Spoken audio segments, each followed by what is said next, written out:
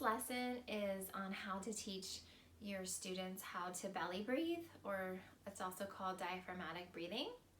So after students get comfortable with breathing in through their nose and then out with their mouth, then the next step in their mindfulness journey is to practice belly breathing or diaphragmatic breathing. It sounds easy, but it could take a couple of weeks to practice for your students to understand and figure out how it really works. And the research is showing that children 10 years and older, that they actually practice thoracic breathing. So they're using their upper chest muscles to breathe. Probably most of us too, adults. Thoracic breathers, they have 15 to 22 breaths for every 5 to 8 breaths taken by belly breathers.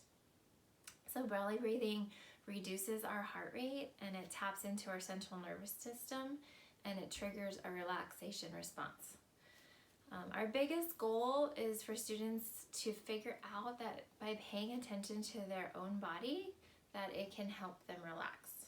And of course, there's situations where this is not the best case. If children are in a high state of anxiety or trauma, we have to be sensitive to the different experiences that the students are having. But in general, it allows our bodies to tap into our central nervous system and then sending out relaxation responses.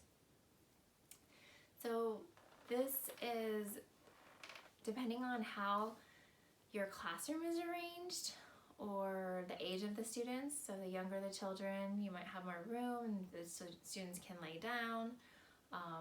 Older students, maybe they'll just probably sit in their chair or sit in their morning meeting spot.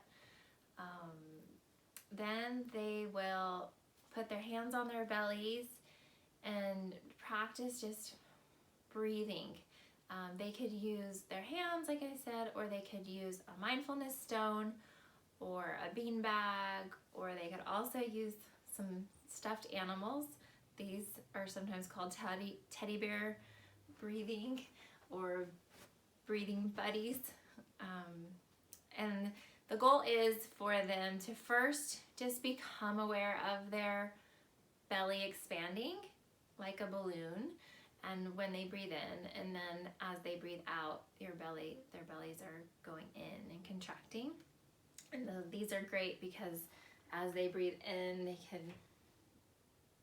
are just practicing seeing their bellies go up and down as they breathe. And then the next step, once they've kind of explored that, then the next step is to really try to get them as they breathe in through their nose and their belly is expanding. And then as they breathe out, their belly's contracting. And so first, you just want the children to explore and just be aware of their breathing and how it is in their body. And then the next step is, which is our real goal, is for them to be aware as they breathe in through their nose, then their belly is expanding. And then as they're breathing out through their mouth, then their belly is contracting.